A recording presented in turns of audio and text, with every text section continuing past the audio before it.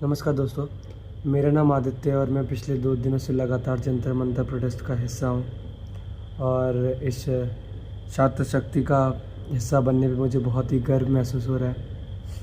पिछले 2 दिनों में जो भी मैंने देखा मैं आपको सूचित करना चाहता हूँ, कुछ ज़रूरी सूचना जो आप तक पहुँचाना चाहता हूँ मैं। कि पहले तो मैंने कुछ आज जब मैं वापस आया अपने रूम पर तो मैं कुछ देख रहा हूँ कि सोशल मीडिया पे कुछ ऐसे लोग एक्टिव हो रहे हैं और अपने वीडियोस के ज़रिए, अपनी स्टोरीज़ के ज़रिए फॉल्स नैरेटिव बिठाने की कोशिश कर रहे हैं। उन पे मैं कुछ आपका आंसर्स करना चाहता हूँ क्योंकि मैंने वो सब अपनी आंखों से देखा है। तो सबसे पहली चीज़ है कि मैंने एक वीडियो देखा जिसमें पुलिस के ऊपर पथराव करने की प्लानिंग बताई जा रही है स्टूडेंट्स की। तो इसके तहत मैं आपको बता दूं कि जो पत्थर उसमें आप देख रहे हैं पुलिस के पास बिखरे हुए, वो खुद कल पुलिस प्रशासन ने हमारे सामने 19 तारीख को ट्रक में भर के वहाँ पे लाए हैं। और क्योंकि आप सब जानते हैं कि सीपी एक बहुत ही पॉश एरिया है, वहाँ पर पत्थर आना ऐसा पॉसिबल नहीं, तो कहीं ना कहीं ये प्लान तरीके से लाए गए। और उसके अलावा मैंने कुछ वीडियोस में देखा कि वहाँ पर बरगलाने के लिए लोगों को टूटी गाड़ियों का इस्तेमाल किया गया है। तो ये भी एक उनकी चाल का हिस्सा था।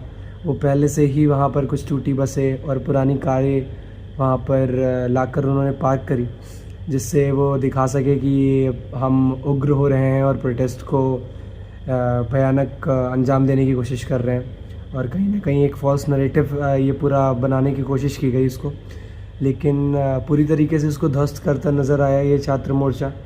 और जो लहर उठी है वो कहीं ना कहीं बहुत ही ताकतवर, लेकिन साथ में मैं कहूँगा बहुत ही अहिंसावादी लहर है।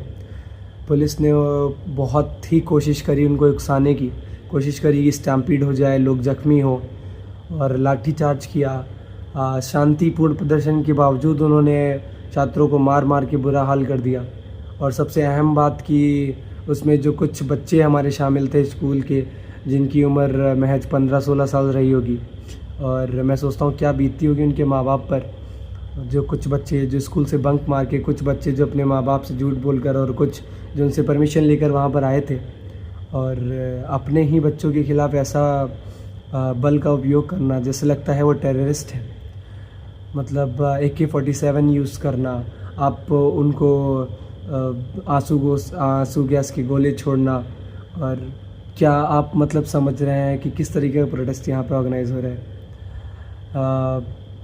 आप खुद एक प्रशासन हो और आपकी नियुक्ति किसी पार्टी के तहत नहीं हुई, तो आपको ये समझना चाहिए कि जो बच्चे हैं हमारे देश के, वो इस देश का भविष्य है। और अगर आप महिलाओं पे, बच्चों पे इस तरीके से हथियार उठाओगे तो कैसे हम कह दें कि आप गुलामी में नहीं जी रहे। और इस वीडियो के तहत मैं कुछ उन लोगों से भी बात करना चाहता हूँ जो बिना किसी सोचे समझे कुछ फॉल्स नैरेटिव्स को अपनी स्टोरीज़ पर डाल रहे हैं।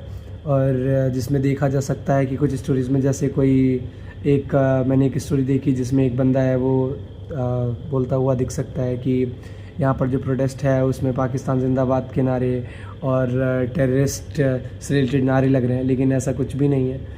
ये सब मोदी सरकार के बनाए हुए चमचे हैं और उनकी चालें, कृपया इसमें ना आए। हम खुद वहाँ पे मौजूद थे और जितना ज़्यादा पेट्रियाटिक और देशभक्ति से भरा हुआ ये प्रोटेस्ट हुआ, मैंने आज से पहले कभी नहीं देखा। भारत माता की जय, वंदे मातरम आदि के नारे वहाँ पे गूंज उठे।